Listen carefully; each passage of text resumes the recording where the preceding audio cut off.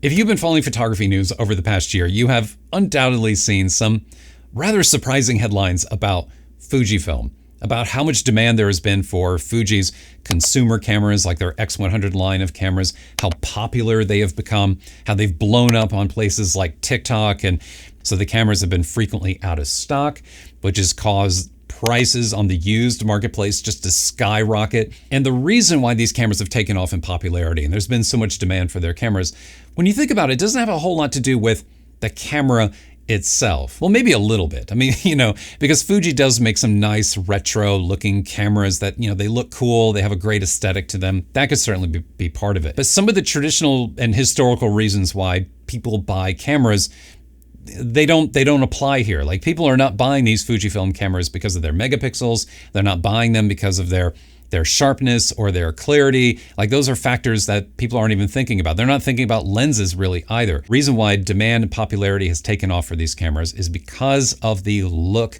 of the images that people are getting just shooting JPEGs. And the reason people love the look of those images, the reason why people love these JPEGs so much and they don't feel a need to edit them or do anything more with them, is because these JPEGs are being created using Fujifilm digital film emulation profiles. Digital film emulation profiles based on actual Fujifilm film stocks from decades ago. And so in some ways, it's not surprising at all. What was good then is still good today. People are still responding positively to the look and the feel of these images.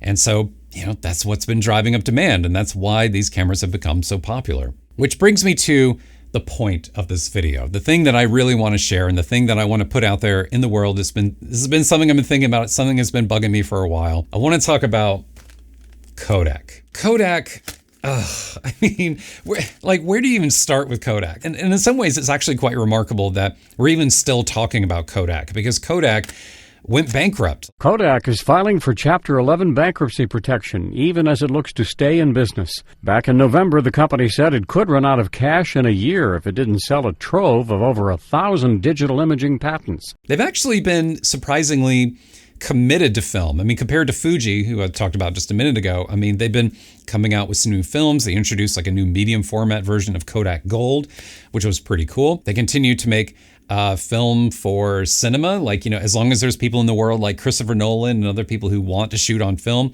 that business will continue. But then the company has also been doing some more like B2B things. Like, they've been getting more into like chemical processing. They even got into pharmaceuticals there for a little while. You may remember some controversy around COVID. I don't know what's going on there.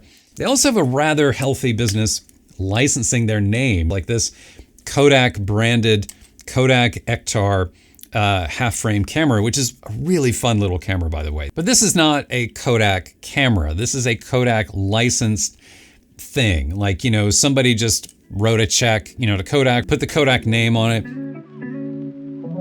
Just imagine for a moment how cool it would be if right now you could jump over to B&H, Amazon, and buy a digital camera that comes with Portra. Portra 400. Portra 800, Portra 160, Kodak Ektar, Kodak Ektachrome. Hell, even like the cinema films, Vision 3 250 and 500 and Kodak 2383 print film. Those films are the ones that that people are buying Cinestill for, that people are buying these cinema, film stocks that are all based on Kodak Vision 3 film. Just think for a moment about all the other people out there who are making Lightroom presets and profiles and Capture One styles and whatnot and filters for, smartphones and everything else. All these people are making software that emulate this, that are copying this, something that Kodak owns, something that this is Kodak's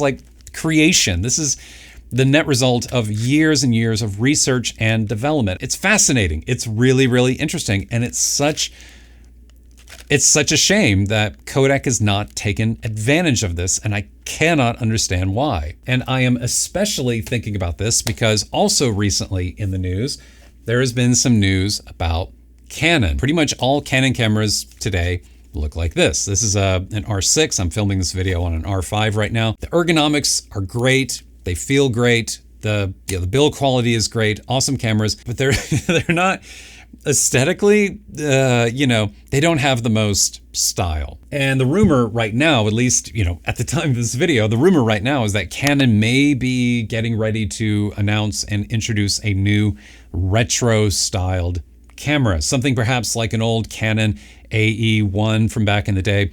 But imagine how disappointing it will be to buy that camera, to look at that menu. I assume it's going to have a screen. Maybe it won't. I don't know. But just imagine for a moment that it does have a screen, and you pop into the menu here and you look at the picture styles, and what do you see? If it's going to be like every other Canon camera, it's just going to be standard, landscape, portrait, neutral, the same exact picture styles that have been in Canon cameras forever. Don't get me wrong. The picture styles are perfectly fine, but obviously they're not what Fujifilm is doing. Obviously, they can't come close to the film emulations that Fujifilm has been so successful with. What a thing it would be if Canon, with their new, let's just say, if they do come out with this camera, if Canon did it, or hell, any other camera manufacturer, doesn't really matter whoever it is, if they really want to compete with Fuji, what a thing it would be if they were to enter into some type of licensing deal, some type of business arrangement with Kodak. Because I seriously doubt Kodak is ever going to do it on their own. I don't think they have the resources to do it. I don't think they have any interest in getting into an ever-shrinking camera market. The waters are already red enough. They're bloody enough with Canon and Nikon and Sony and Fuji and Pentax and Panasonic and everyone else, fighting it out for market share. I don't think they want to get into that. I think it's high time that Kodak gets in some type of business relationship with Canon, anyone else, whoever it may be, and actually does it right. Creates some really stunning and incredible digital film emulations of Portra and all the other film stocks that they create. How amazing that would be.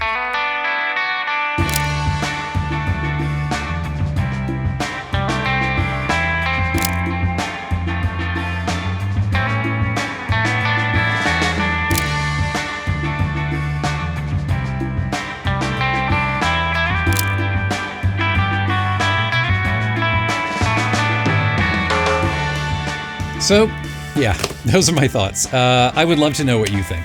Do you think it's a crazy idea? Do you see it happening? I think it's tantalizing to think about, though.